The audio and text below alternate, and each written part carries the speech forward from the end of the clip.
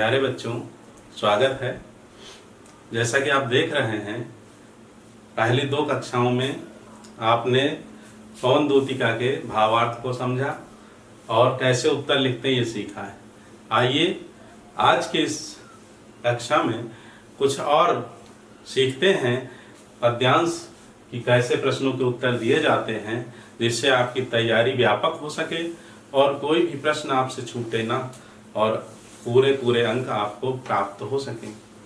ठीक है, तो आप देख रहे हैं ये पद्यांश है।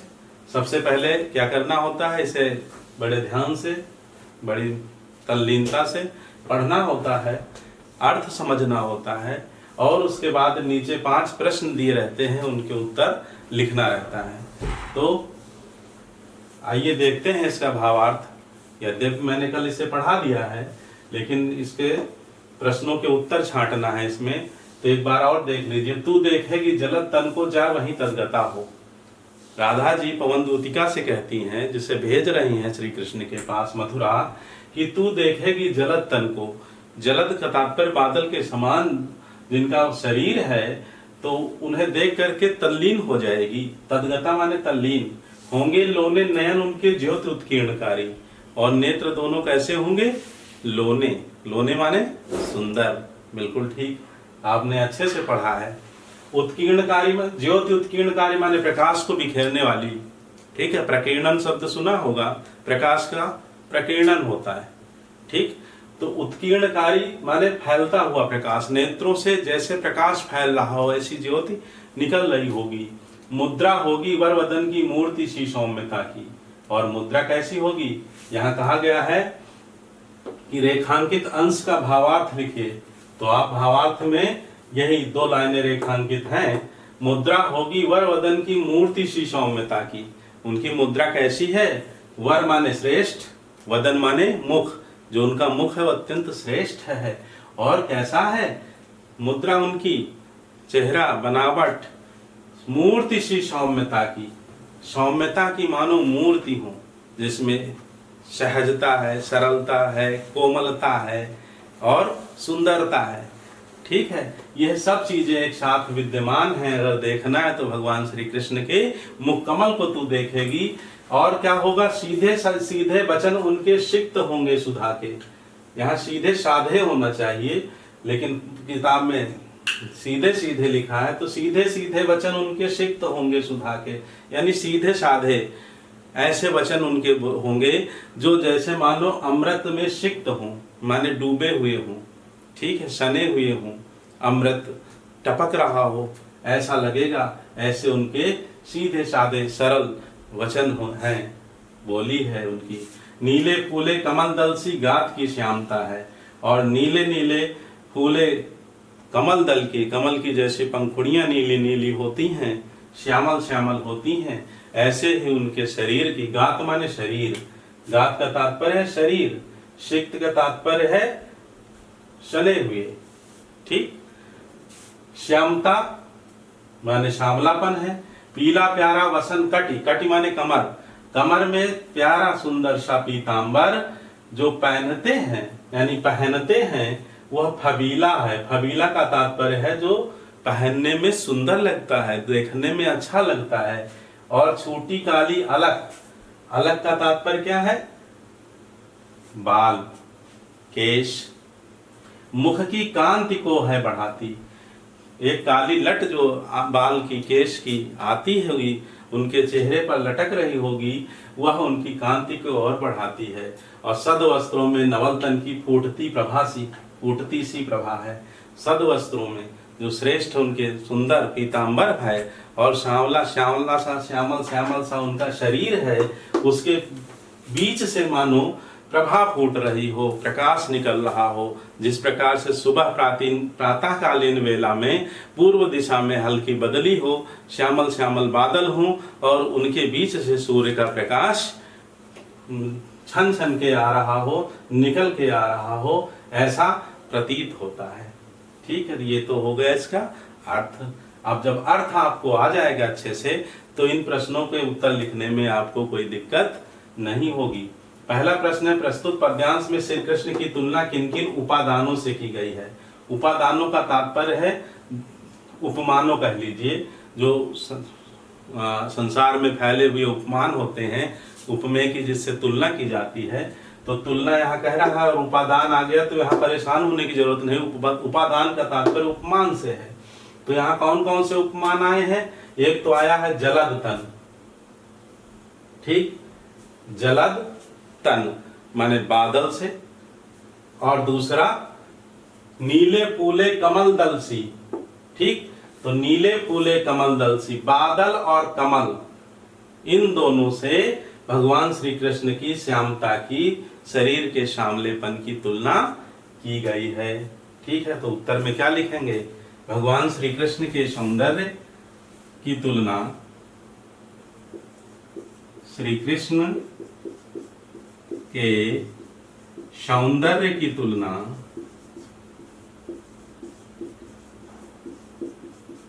शरीर का जो सौंदर्य है उसकी तुलना किन किन उपादानों से? तो पहला है बादल और कमल, ठीक, की श्यामता से, की श्यामलता से की गई है। लिख लेंगे, छोड़ रहे हैं हम आपके लिए, लिखिए इसे। दूसरा है राधा पवन से श्री कृष्ण को पहचानने का क्या उपाय बताती हैं? तो राधा जी पवन से कहती हैं कि तू उनके बादलों के समान सुंदर शरीर को देखेगी। पहले क्या आप लिखेंगे? बादलों के समान सुंदर शरीर को देखेगी, ठीक है। दूसरा, नेत्रों से ज्योति निकल रही होगी उनके, लिखिए आप, कॉपी पेन निकाल लीजिए, उनके नेत्रों से ज्योति निकल रही होगी, नेत्रों से ज्योति निकल रही होगी। और जो उनका मुख कमल, वह सौम्यता की मानो प्रतिमूर्ति होगा, और उनके वचन सिक्त होंगे सुधा से, अर्थात अमृत से सने हुए होंगे, ठीक है। यही आपको इसमें लिखना है, लिख लेंगे, ठीक। बादलों के समान सुंदर शरीर, कमल के समान सुंदर शरीर है, ठीक है। नेत्रों से ज्योति निकल रही है, और मुख कमल जो है वह सौम्यता की प्रतिमूर्ति है। वचन जो है उनकी वाणी जो होगी वह सुधा माने अमृत से सिक्त होगी, और उनके शरीर पर पीतांबर पड़ा होगा, मानो पूरा जो है, जो उनके रूप सौंदर्य और वस्त्रों की चर्चा यहाँ की गई है वह आप यहाँ लिख सकते हैं, ठीक है। फिर है अलक और शकल का शब्द का अर्थ लिखिए। तो अलक अभी हमने बताया, इसका तात्पर्य होता है, अलक का तात्पर्य है बाल या केश, और शकल का तात्पर्य है संपूर्ण, क्या? संपूर्ण, पूरा, ठीक। रेखांकित अंश का भावार्थ लिखिए। रेखांकित अंश में क्या है? 2 लाइनें, इनका भावार्थ लिखना है। तो वही है, मुद्रा होगी वरवदन की, मूर्ति श्री सौम्यता की। अभी मैंने 2 बार बताया है, इसे बताने की आवश्यकता है क्या? बिल्कुल ठीक, बहुत होशियार हैं आप लोग। उनके मुख कमल की, मुख की, श्रेष्ठ मुख की, वर माने श्रेष्ठ, भगवान श्री कृष्ण के, राधा रानी जी कहती हैं, श्री राधिका जी कहती हैं कि भगवान श्री कृष्ण के श्रेष्ठ मुख की सौम्यता की, मुख ऐसा होगा मानो सौम्यता, सरलता, सहजता, सुंदरता की प्रतिमूर्ति हो। उनके सीधे साधे वचन अमृत से सने हुए होंगे। यह आप इसके भावार्थ में यहाँ लिखेंगे, लिख लेंगे, सुन लीजिएगा, पीछे करके फिर सुन लीजिए जो मैंने कहा है, ठीक। नीले फूले कमल दल सी गात की श्यामता है, इसमें कौन सा अलंकार है पूछा गया, इसमें कौन सा अलंकार है? तो देखिए जरा, नीले फूले कमल दल सी, सो, सी, सरिस, आपने देखा होगा, जो इसीलिए मैंने व्याकरण पहले पढ़ाया है। व्याकरण पहले पढ़ाना भी चाहिए, जिससे कि आप काव्य से अलंकार, रस, छंद आदि छांट सकें, काव्यगत सौंदर्य लिख सकें। तो कमल दल सी गात पी, गात माने क्या होता है? शरीर, गात का तात्पर्य है शरीर, और कमल दल के समान, सी माने समान, सो सरिस सी आ जाए तो वहां कौन सा अलंकार होता है? क्या बात है, बिल्कुल ठीक, उपमा अलंकार। वाह, बहुत सुंदर। सौम्यता, सुधा तथा श्यामता के विलोमार्थक शब्द लिखिए। ठीक, विलोम शब्द भी मैंने पढ़ाए हैं, यद्यपि कोर्स में नहीं है इंटर में, लेकिन हमसे बच्चे कह रहे थे कि क्या लिखना है। लिखना नहीं है, लेकिन उन्हें कंठस्थ करना है, उन्हें सीखना है, समझना है, तभी आप बेहतर ढंग से आप इसका भावार्थ समझ पाएंगे। और इस तरह से जब प्रश्न बन जाएगा, आ जाएगा, तो आप उसका उत्तर लिख सकेंगे। अन्यथा फिर यह मान करके कि नहीं विलोम शब्द तो कोर्स में नहीं है, मुझे नहीं सीखना है, तो फिर आप कहीं न कहीं 2 अंक कटा सकते हैं। ठीक, तो इसलिए 5 प्रश्न तो ऊपर हो गए, और कितने संभावित प्रश्न इस पद्यांश से बन सकते हैं उनको मैंने यहाँ और संकलित करने का प्रयास किया है। तो देखिए, सौम्यता,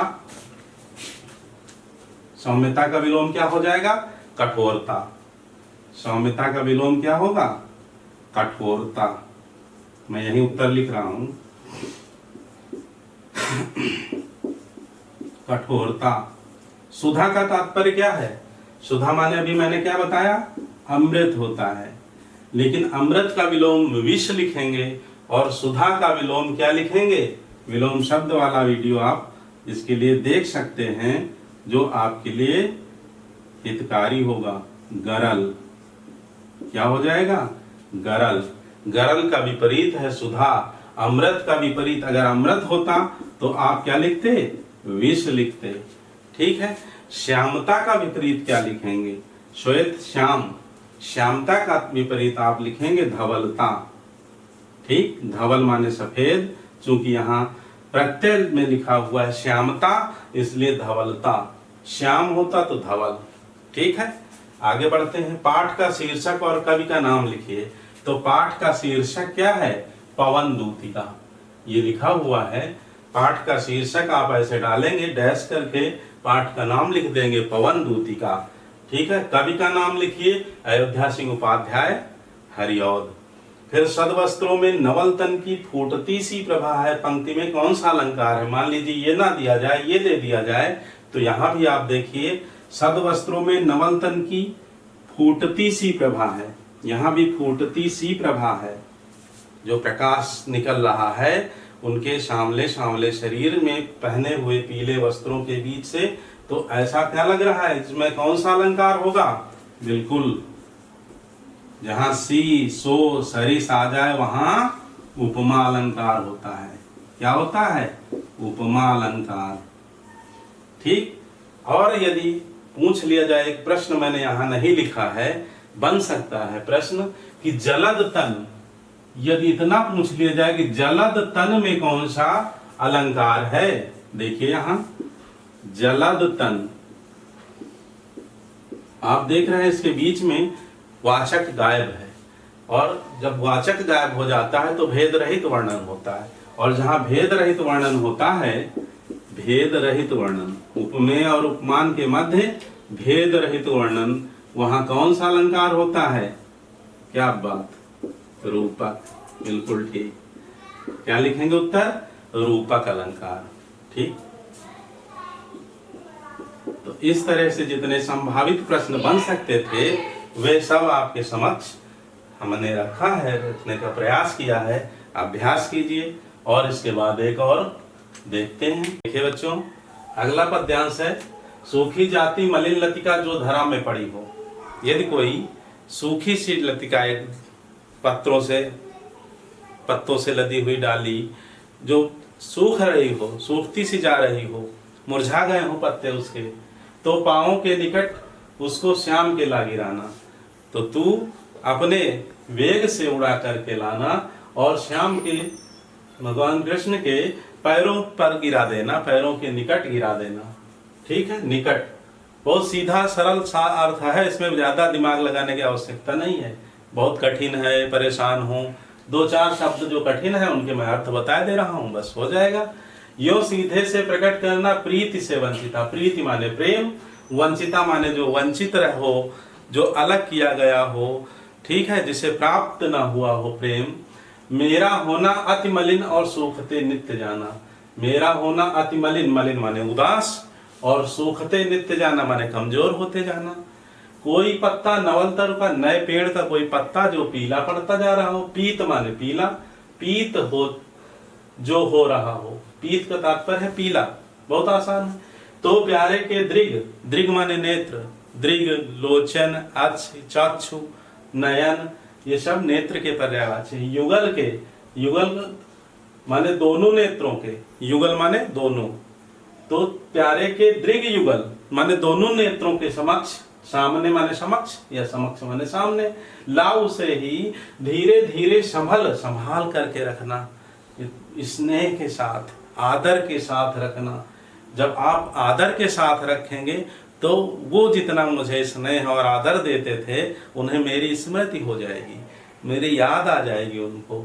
देखिए यहाँ संभल करके रखना, ठीक, पत्ता को संभाल करके रखना माने मेरे कितनी संभाल करते थे, और उन्हें यूं बताना कि पीला होना प्रबल दुख से, अत्यंत भारी बहुत अधिक दुख से पीला होता जाना, मुझे नित्य प्रति सूखते जाना, कमजोर होते जाना। किस तरह से? प्रोसिता सा हमारा, जिस नायिका का पति परदेश चला गया हो, पति से बिछड़ी हुई नायिका का की तरह मैं नित्य प्रति दिन प्रतिदिन पीली होती जा रही या सूखती जा रही हूं। ये तो इसका अर्थ हो गया, ठीक। आइए देखते हैं कि प्रश्न, इन्हीं में से प्रश्न जो होंगे इसी में से उत्तर उसका छिपा होगा। आपको इसी भावार्थ से जो अभी सुना है, सीखा है, उससे उत्तर देना है।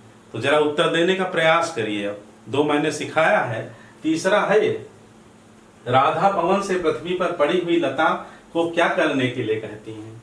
बताइए उत्तर आप लोग।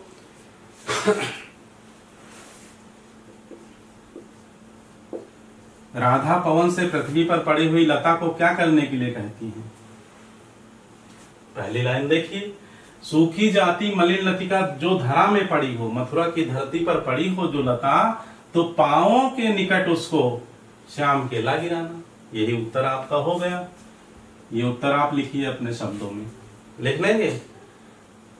क्या लिखेंगे? राधा पवन से पृथ्वी पर पड़ी हुई लता को क्या हटा दीजिए, ठीक, ला करके श्री कृष्ण के चरणों में गिराने को कह रही हैं, ठीक है। क्या की जगह क्या लिखोगे? पहले तो यही लिखना, राधा पवन से पृथ्वी पर पड़ी हुई लता को श्री कृष्ण के चरणों में लाकर गिराने की बात कर रही हैं, पांवों के निकट। ओ श्री कृष्ण के चरणों के निकट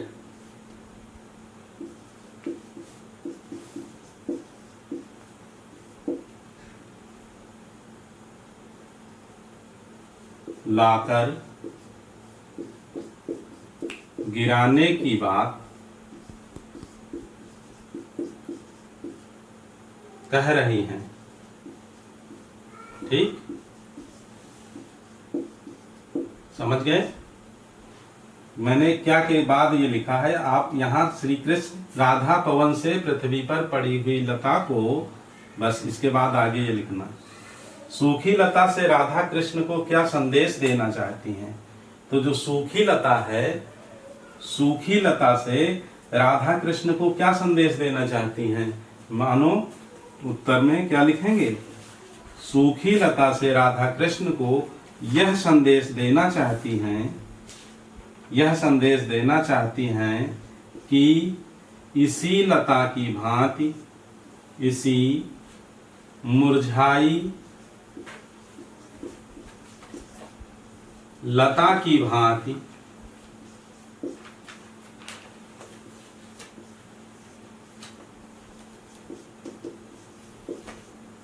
इसी मुरझाई लता की भांति आपको प्रेम करने वाली एक गोपांगना मुरझाती जा रही है। ठीक, भांति मैं कौन? राधा जी। मुरझाती या मलिन होती या उदास होती जा रही हूं। ठीक, मुरझाती का तात्पर्य क्या होना? उदास होती जा रही हूं या सूखती जा रही हूं, सूखती। ठीक, फिर है पीले पत्ते को श्री कृष्ण के सामने लाने से राधा का क्या अभिप्राय है? तो पीले पत्ते को श्री कृष्ण के सामने लाने से राधा का अभिप्राय यह है कि उत्तर में आप लिखेंगे कि इससे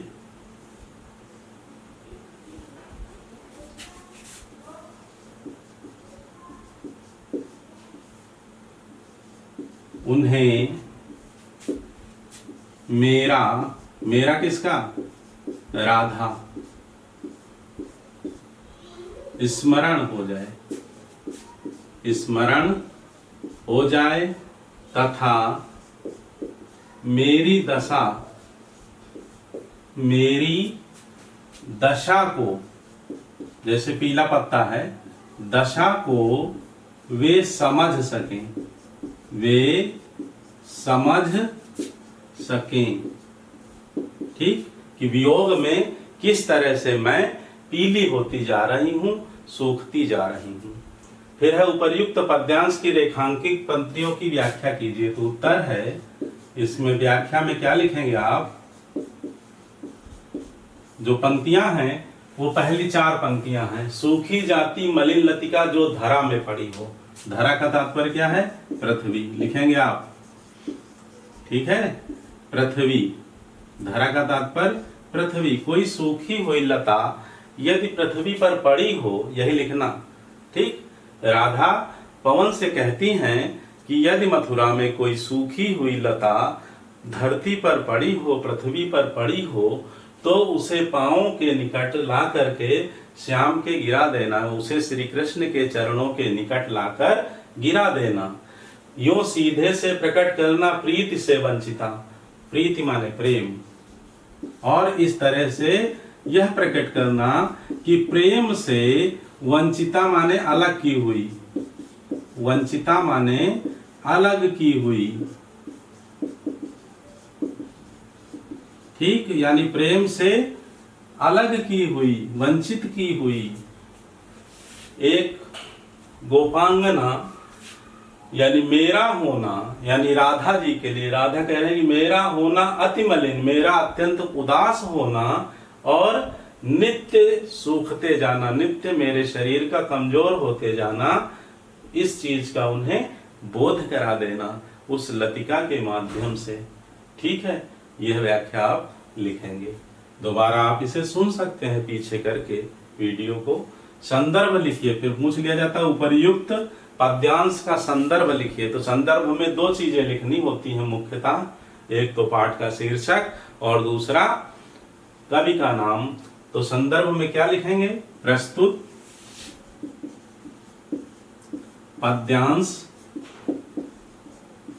हमारी पाठ्य पुस्तक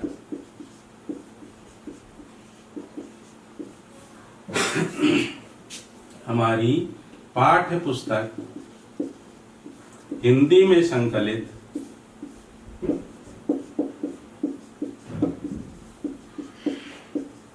शीर्षक क्या है? शीर्षक पवन दूतिका। शीर्षक का नाम क्या लिखेंगे? पवन दूतिका से उद्धृत है, उद्धृत है, जिसके रचनाकार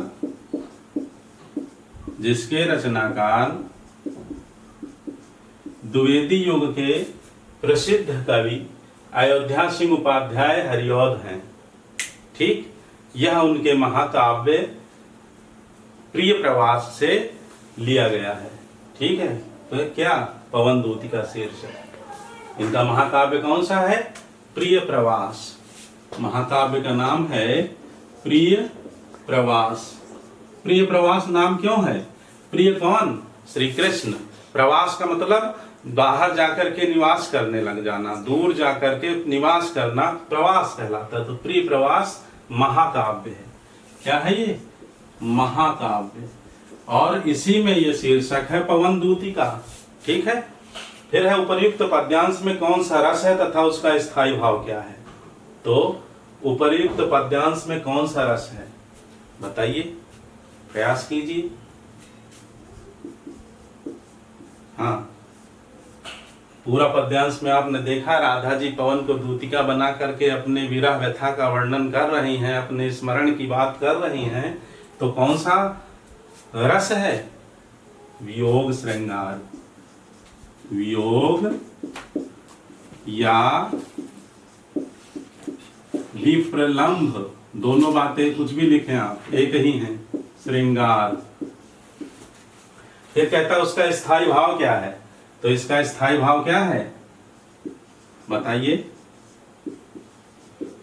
श्रृंगार रस के दो भेद हैं, एक संयोग श्रृंगार और दूसरा वियोग श्रृंगार, और दोनों का जब स्थायी भाव लिखने की बात हो तो रति होगा। क्या होगा? रति। पढ़ा है आपने रस के चैप्टर में। फिर प्रोसिता सा में कौन सा अलंकार है? प्रोसिता वाक्यांश के लिए एक शब्द में है प्रोसित पतिका। तो प्रोसित पतिका वह स्त्री जिसका पति परदेश गया हो। प्रोसिता सा। अब यहाँ चूंकि प्रोसिता के साथ क्या लगा है? सा। ठीक। तो सा वाचक है, इसलिए जहां वाचक आ जाए प्रोसिता सा हमारा यानी राधा जी। कैसे? प्रोसिता सा। तो राधा क्या है यहाँ? उपमेय। प्रोसिता क्या है? उपमान। वह नायिका जिसका पति परदेश गया हो। ठीक है। तो उपमान हो गई प्रोसिता, वह नायिका जिसका पति परदेश गया हो। उपमान उपमेय क्या है? राधा जी, राधिका जी। और सा लगा है, वाचक लगा है, तो उपमा अलंकार है। ठीक। और अगर इसमें कहा जाए कौन कौन से अलंकार है पूरे में, तो एक तो मानवीकरण है, चूंकि समग्र जो है पूरे पाठ में ही पवन दूतिका, पवन को दूतिका बनाया गया है, तो मानवीकरण हो गया। दूसरा इसमें अगर पूछा जाए कौन कौन सा अलंकार और हैं, तो प्रोसिता सा में तो उपमा हो गया। और यहाँ जो ये लिखा है धीरे धीरे, यहाँ धीरे धीरे में, यहाँ मैं लिख रहा हूं धीरे धीरे, जब एक ही शब्द को दोबारा दोहराया जाए तो उसे कहते हैं पुनरुक्ति प्रकाश। वहां कौन सा अलंकार होता है? पुनरुक्ति प्रकाश अलंकार। ठीक। तो मानवीकरण समग्र पद्य में है, फिर पुनरुक्ति प्रकाश धीरे धीरे में है, और प्रोसिता सा में उपमा अलंकार है। ठीक है। अब आइए अगले प्रश्न की ओर। यद्यपि आपके प्रश्न जो पूछे जाते हैं एग्जाम में वो 5 होते हैं, मैं अधिक से अधिक प्रश्नों को बनाने का प्रयास करता हूं जिससे आपका अभ्यास बेहतर हो सके। यानी इस तरह के पद्यांश से कोई भी प्रश्न आए तो आप उसके उत्तर देने में सक्षम बन सकें। धरा और दृग के दो पर्यायवाची शब्द लिखिए। तो धरा का पर्यायवाची शब्द क्या है? धरा के 2 पर्याय। धरा किसे कहते हैं? अभी मैंने बताया। किसे? धरा। ये देखो लिखा हुआ है यहाँ, धरा पृथ्वी। दूसरा पर्यायवाची इसका हो जाएगा भू, वसुधा, वसुंधरा। ठीक। 2 कह रहा है, आपको जो प्यारे लगे 2 लिखना। फिर कह रहा है दृग के 2 पर्यायवाची। दृग, दृग माने अभी क्या बताया? नेत्र, चक्षु, लोचन, लोचन। ठीक। नयन, अक्ष। आपको जो 2 अक्षर से लगे इसमें से वह आप 2 लिख सकते हैं। तो इस तरह से संभावित सारे प्रश्नों को मैंने संकलित करने का प्रयास किया है। अब आप इनका अभ्यास करिए। ठीक है। पढ़ते रहिए, व्यस्त रहिए, मस्त रहिए।